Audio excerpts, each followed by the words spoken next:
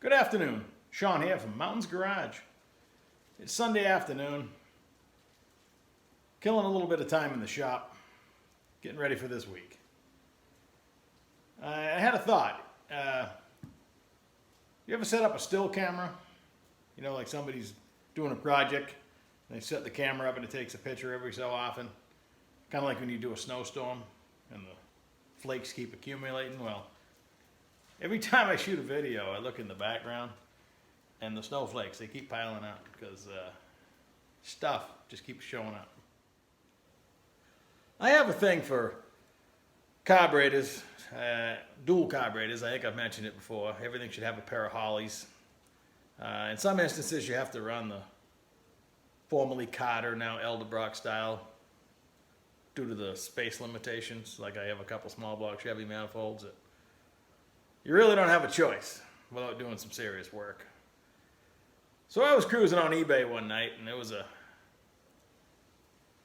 factory refurbished Holley 600 carburetors for like $39 a piece.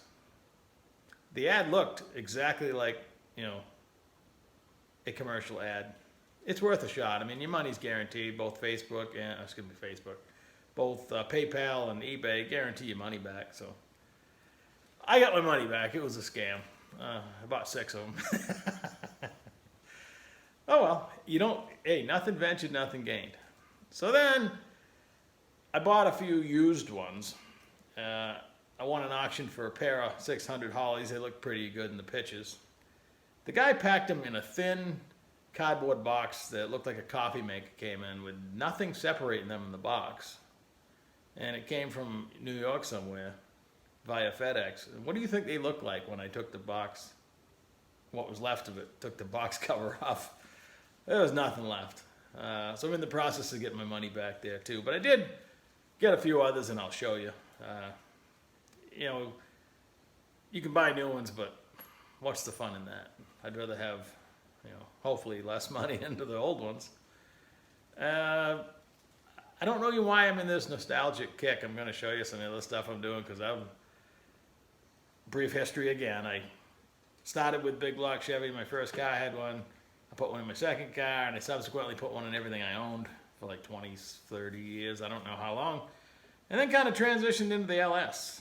I've actually never had a good small block. I built a lot of stock ones, but suddenly I'm building a couple of small blocks, 2 or 3, just because I've collected these parts recently. And then big block Chevys, it's like you can't quit for good. They sneak back into your life. I picked up a couple of those. I don't even know what I'm going to do with them, but I got lots of places to put them. But I still have, I should be concentrating on LS stuff. Your money goes a lot further and you can go a lot faster, but I don't know. I can't explain it. Tradition. But before we go on tour, did you ever do something really stupid? I do it like on a daily basis, but last week, I'll show you the twin turbo Monte Carlo that I've been working on every minute I can. Can't wait to finish it and walk out in the shop and have it not be there. So anyway, I'm working on a transition that goes from the header to the turbo, and I'm drilling it. I have a unibit that goes to like 1.5 inches. The thing's huge. I'm drilling a piece of stainless with a big 1/2-inch flange on it that bolts to the turbo. And I'm just holding it with my left hand. You get away with it 50 times, but this 51st time, that thing hooked around and that flange hit the back of my hand. And I've been about a week healing that baby up. It swelled up, so I couldn't put a glove on. It hit me right back in the vein. I had my safety gloves on, and I didn't feel anything leaking into them. Didn't feel a lot of blood running into them, so you just keep on working and pretend it doesn't hurt. And then you peel it off later and you get a good look at it. Second funny story. Way back when, me and my buddy, world famous Bob, he'll probably watch the video, I don't know if he will or not, but we decided we were going to start working out, right? So we joined the cheapest gym we could find. Place was pretty scary. Needed a tetanus shot just to use the equipment. And we're in there moving the loading the bar up with 45-pound plates because you got to do as much as you possibly can, you know. So we hit it too hard, too fast, and we paid the price. It's a good pain, but it's a pain. But anyway, so Bob slips and drops one of those 45-pound plates on his foot, on his sneaker. And he's a tough guy. I mean, he goes to the dentist, and he doesn't have time, he says, in his life for Novocaine or anything. He's just fix a tooth, and I got to get back to work. Smart, crazy. It's a fine line. Anyway, he drops that plate on his foot, and you can see his shoes getting pretty red, but he refuses to stop working out. That boy, he's something. So a quick history on the now twin turbo Monte Carlo. I probably told the story, I don't know, but I have a 71 Nova from California. It didn't have a straight panel on it, but it was not rusty for the most part. Somebody put a left rear quarter on it in an accident, probably out in California. And they didn't do a really good job. It was probably way before you could buy replacement quarter panels. They used an original one, and it was just awful. So the guy that owns the Monte, we met. I had something for sale on wherever, online. I knew him about 20 minutes, but you could tell he's a great young guy. It's good to see young people into cars. He's into cars. And the Monte he had it when he was 14, I guess. We made a deal. We didn't make a deal on what I had for sale, but he was going to paint my car, and I was going to put a single turbo 5.3 in his Monte. And then I got cancer. He had a baby. I mean, it stretched out about a year and a half now. So he sends me pictures one night. My car's all painted, and we end up changing direction on the Monte, and now it's I did a turbo 400 for it, and it's a twin turbo 6-liter. So everything I had done up to that point, I'd take it all out and start over. So I've been trying to hustle to catch up. My car's pretty much sitting there all painted, except for a little buffing, I guess, and I'd like to get his car out of here. But, you know, the barter deals are fun. You know, it costs a lot of money, but so does a paint job. So anyway, so while I was doing the single turbo, I had bought, back before the pandemic started, a single log manifold, trying to save some time, you know, buy one all done. And the turbo, I got the T6 Borg, one of the logs, a T4. So I was either going to cut the flange off and put one on, and then I saw on eBay they make an adapter, T4 to T6, $28, stainless. I wanted to get a look at that, so I ordered one. This is just when all that stuff started going down and shipments out of China had already stopped, because apparently these things coming out of China, if you're not careful online, they'll either charge you $100 for shipping and you won't get it for 3 months, or you won't get it for 3 months and the shipping's free. Either way, you're not going to see the thing for 3 months. In this case, I forgot about it. I get a package this week. I'm like, what did I buy? I mean, I buy a lot of stuff, but nothing this shaped. My flange, it showed up, $28. So, make a good wall hanger. All right, let me just show you a few things, and I won't bother you anymore. So this has got a couple of gently used precision 63 or 4 millimeter turbos. And I'm just trying to use, I bought several sets of headers, several intercoolers. Trying to make it all fit. If you've ever done one, it's just a big pain. I'm dumping the wastegate back out into the downpipe, which I'm going to run exhaust all the way out the back of the car. These will probably be the mufflers, turbo mufflers. You know what I mean? You know, all the time I've spent looking under the hood of a G-body, I always thought they were huge in there, but you start adding stuff.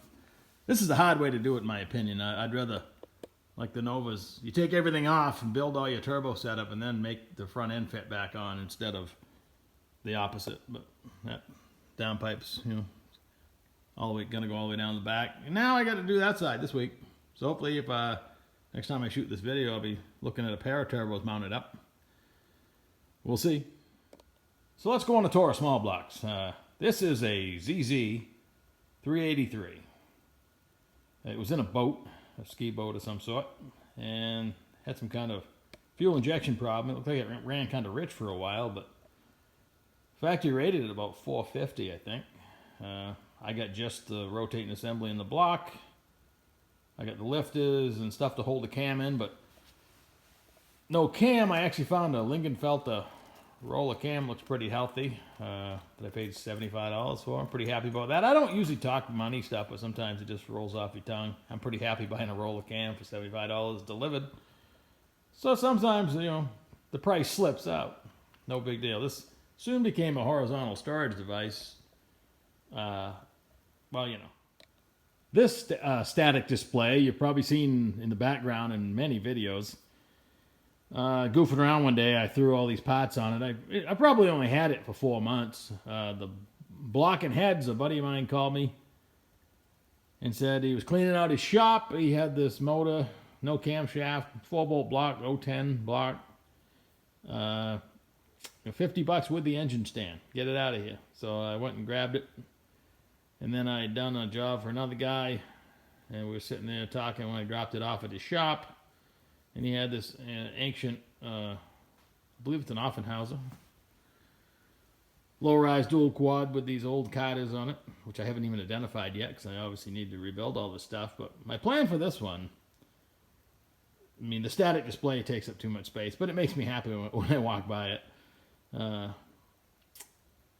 You know, when you collect stuff, a lot of times you get the good stuff and then you get the cast-off stuff. Now, a lot of the engines I built back when I was broke, which really hasn't changed a whole lot, but Caffel assembly with old worn-out parts, you can usually make some fun stuff. So I got a pretty rowdy, you know, camshaft and lifters that I probably wouldn't dare put in something good, but, you know, there's nothing wrong with it, but you know what I mean.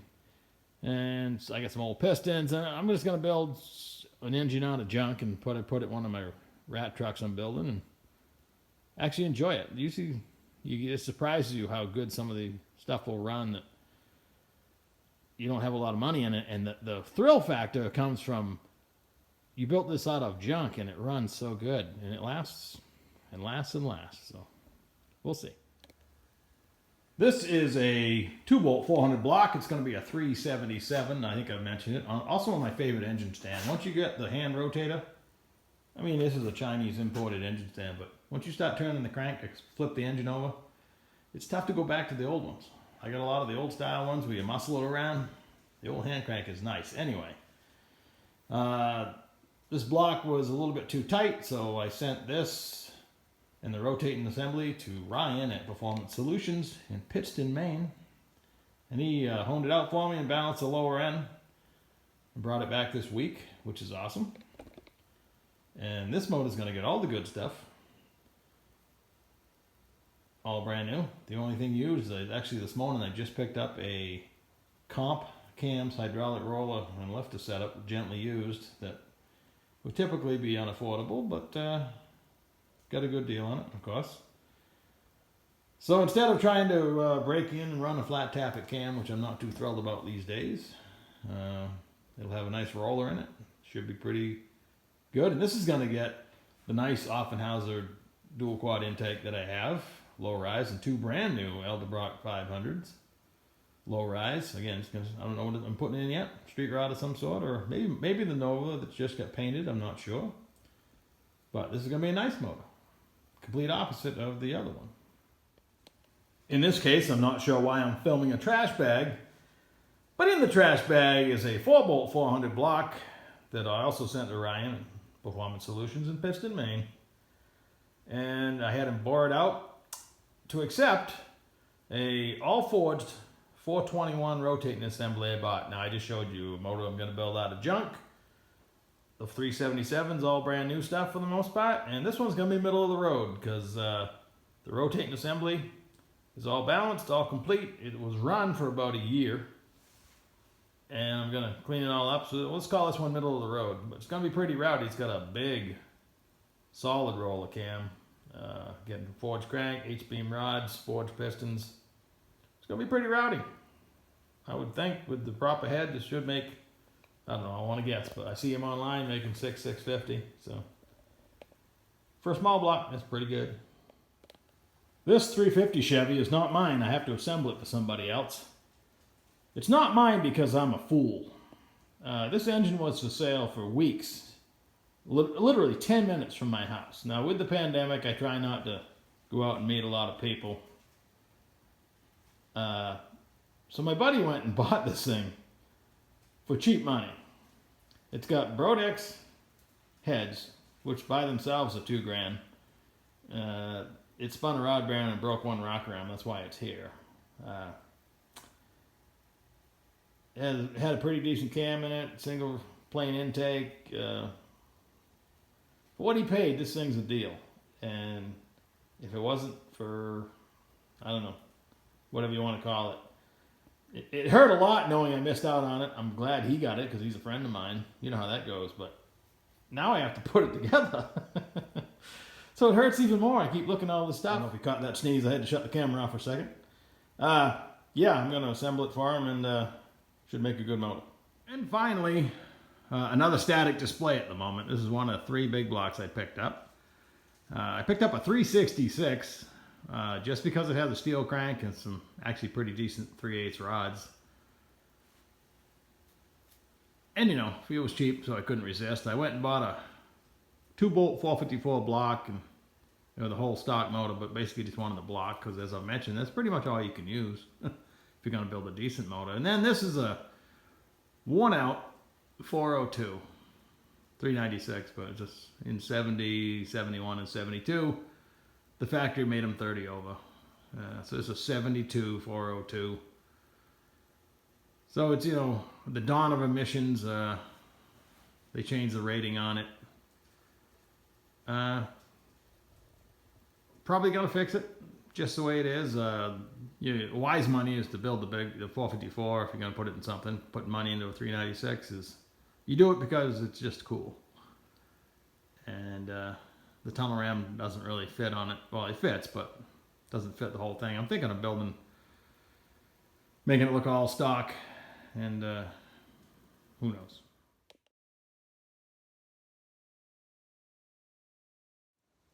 All right, that's going to do it today. If you watched my rear end video the other day, I didn't say goodbye. It just, it was hot, and I was done working on rear ends. Did you ever watch the show Seinfeld and remember Kramer's license plate? I've done enough rear ends lately that I should probably get one of those plates. If you don't know what I'm talking about, look it up. Like and subscribe. I'll talk to you soon. Take care. But wait, there's more. The beauty of YouTube is everybody's just regular people making videos. So nobody's really a celebrity. They're real people. You can friend them, you can talk to them. And, you know, you got channels you like. I like this dude out of Canada, DD Speed Shop. Is it D&D or DD Speed Shop? He's got a deal going on right now. He's trying to make 57,000 subscribers. And when he hits 57,000 subscribers, he's going to pick one of his subscribers, which is free to subscribe, and give him a 57 Chevy that he's rebuilt, kind of. He's got a style, if you will. He's a character. He's kind of fun to watch, but all you do is subscribe to his channel, DD Speed Shop, and somebody's getting a free car. You got to worry about getting it home, but it's a 4-door. Popular vote left it that way. He was going to convert it to a 2-door. As part of the videos he's making to try to get his goal of 57,000 subscribers. So I'm giving him a shout out. Now someday, see, when he gives people shout outs, you know, I got 260 subscribers. He's looking for 57,000. Someday, you never know, right? But, you know, all of them, Cletus McFarlane, all them guys. I like Rat Rod Bob. You can send them messages. You can talk about stuff. So it's a lot real. I actually enjoy YouTube more than I do television now because those people aren't real. You know, well, they are, but you can't talk to them. They're not like you and I. So that's cool. All right, that's it. That's all I had to say.